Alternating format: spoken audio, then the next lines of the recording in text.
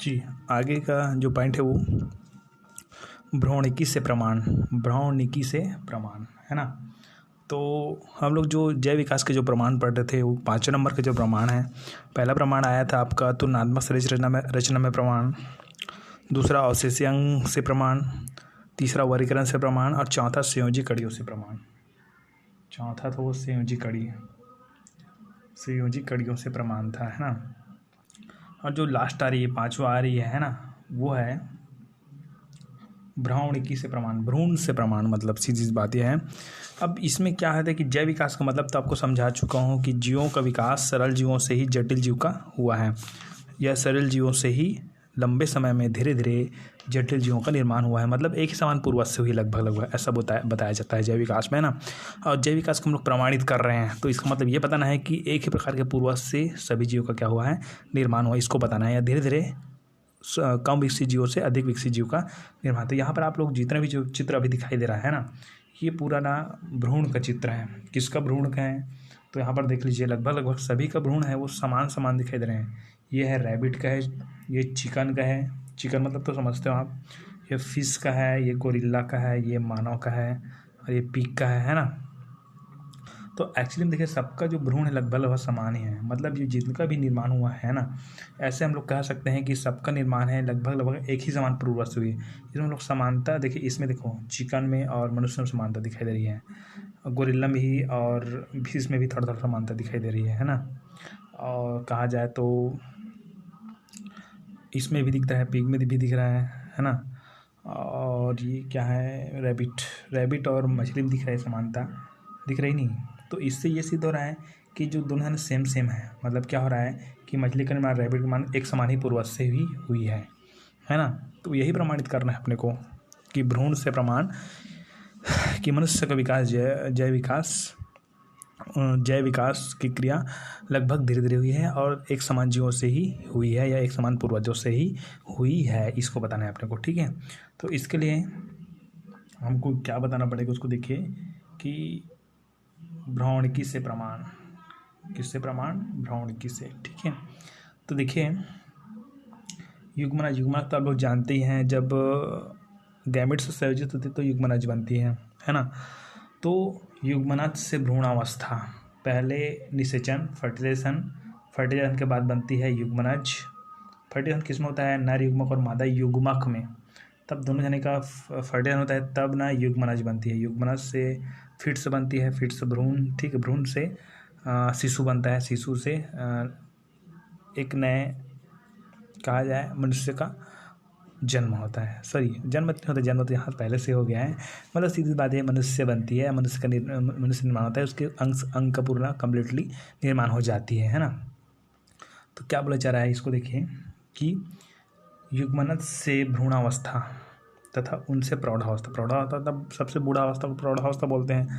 तो युग्मनज से भ्रूणावस्था तथा उससे प्रौढ़ावस्था तक के परिवर्धन की प्रक्रिया को व्यक्तिवृत्ति कहते हैं। मतलब परिवर्तन मतलब धीरे धीरे विकसित होना, युग्मनज बना, भ्रूण बना, बच्चे बने, मनुष्य बना, उसका प्रौढ़ अवस्था आ गई, डेथ हो गई। सीधी बात है कि युग्मनज से भ्रूणावस्था तथा उससे प्रौढ़ावस्था तक के परिवर्धन की प्रक्रिया को हम लोग बोलते हैं व्यक्तिवृत्ति, ठीक है। क्या बोलते हैं, व्यक्तिवृत्ति, ठीक है। एंटोजेनी, ठीक है, ओके। अब व्यक्तिवृत्ति तो हम लोग समझ गए किसको बोलते हैं। मतलब सीधा बाई युग्मनज से लेकर जो प्रौढ़ावस्था तक की परिवर्तन की प्रक्रिया व्यक्तिवृत्ति कहलाती है। अब एक आता है जातिवृत्ति, है ना। विकास या परिवर्तन की वे सभी अवस्थाएं जो किसी जाति के विकास के क्रम में आई हैं। मतलब पहले युग्मनज बना, भ्रूण बना, मनुष्य बना, तो विकास या परिवर्तन की वे सभी अवस्था है। ये पहला अवस्था, ये दूसरा अवस्था, ये तीसरा अवस्था, जो किसी जाति के विकास के क्रम में आई है, उसकी जातिवृत्ति कहलाती है, ठीक है। मतलब या ऊपर को देखो, ऊपर युग्मनज से भ्रूणावस्था तक प्रौढ़ावस्था तक परिवर्तन की प्रक्रिया को व्यक्तिवृत्ति कहते हैं। मतलब उसमें केवल विकास बस, और इसको व्यक्तिवृत्ति कहते हैं। और जो जितने भी अवस्थाएं आती है उस अवस्थाओं को जातिवृत्ति कहते हैं, ठीक है, समझ आया। विकास या परिवर्तन की वे सभी अवस्थाएं जो किसी जाति के विकास के क्रम में आई है, उसकी जातिवृत्ति कहलाती है, ठीक है। अब हमारा मेन डिटेल्स ये है कि जातिवृत्ति एवं व्यक्तिवृत्ति के विकास के संदर्भ में व्याख्या करते हुए हिकेल ने क्या कहा कि व्यक्तिवृत्ति, हम लोग पहले व्यक्तिवृत्ति पढ़े थे, ठीक है, व्यक्तिवृत्ति जातिवृत्ति की पुनरावृत्ति करती है। व्यक्तिवृत्ति है वो जातिवृत्ति क्या करती है, पुनरावृत्ति करती है। मान लो जाए जातिवृत्ति के अंतर्गत हम लोग जानते हैं कि एक जीव का विकास होता है, वहाँ देखिए फिर लिखे ना, जातिवृत्ति के अंतर्गत हम लोग जानते हैं कि मान जाए एक जीव है, इसके विकास में 3 अवस्था है, मान जाए 1 अवस्था, 2 अवस्था और 3 अवस्था, ठीक है। और सभी अवस्था में क्या होती है, वृद्धि होती है, ठीक है, सभी अवस्था में क्या होती है, वृद्धि होती है। तो हम लोग जानते हैं जो परिवर्धन की प्रक्रिया है, वृद्धि की प्रक्रिया, उसको बोलते हैं हम लोग व्यक्तिवृत्ति, ठीक है, क्या बोलते हैं हम लोग, व्यक्तिवृत्ति, है ना। और अवस्थाएं आती है, उसको क्या बोलते हैं, जातिवृत्ति। तो ये व्यक्तिवृत्ति इधर लिख देता हूँ, व्यक्तिवृत्ति, इधर लिख देता हूँ मैं जातिवृत्ति, ठीक है। तो क्या बोलते हैं कि व्यक्तिवृत्ति जातिवृत्ति की पुनरावृत्ति करता है। जो व्यक्तिवृत्ति जिसमें वृद्धि की क्रिया होती है, किसकी क्रिया होती है, वृद्धि की क्रिया होती है, ठीक है। और जातिवृत्ति क्या है, जिसमें क्या पाई जाती है, अवस्थाएं पाई जाती हैं, ठीक है। तो वृद्धि होती जाएगी, तो उसमें क्या आते जाएंगे, अवस्था आते जाएंगे। मतलब व्यक्तिवृत्ति है वो जातिवृत्ति क्या कर रही है, पुनरावृत्ति कर रही है, ठीक है। मतलब जहाँ व्यक्तिवृत्ति होती जाएगी वहाँ जाति की क्या होती जाएगी, पुनरावृत्ति होती जाएगी। मतलब जितना भी वृद्धि होते जाएगा, मतलब क्या आती जाएगी, अवस्था आती जाएगी। मतलब पहला पीढ़ी हो गया, दूसरा पीढ़ी में फिर जन्म लेंगे, ठीक है, दूसरा पीढ़ी में फिर जन्म लेंगे, तो फिर ऐसे क्या आती जाएगी, अवस्था आती जाएगी। और किसके अंतर्गत हो रहा है, ये व्यक्तिवृत्ति के अंतर्गत है, क्योंकि व्यक्तिवृत्ति के अंतर्गत क्या हो रही है, वृद्धि हो रही है। फिर तीसरा पीढ़ी आ गया, यहाँ पर फिर पीढ़ी आएंगी, फिर वृद्धि हुआ, तो वृद्धि के अंतर्गत क्या होगा, अवस्थाएं आने लगी, फिर अवस्था आएगा, फिर नया अवस्था आती गई। तो क्या बोलेंगे, व्यक्तिवृत्ति जातिवृत्ति क्या करती है, पुनरावृत्ति करती है, ठीक है, ओके। अर्थात यहाँ पर फिर डिटेल बताया गया है कि किसी जीव के भ्रूणी विकास में वे सभी अवस्थाएं पाई जाती हैं। एक भ्रूण है, उसके विकास के वे सभी अवस्थाएं पाई जाती हैं, ठीक है, जिससे उन जीव का विकास हुआ है।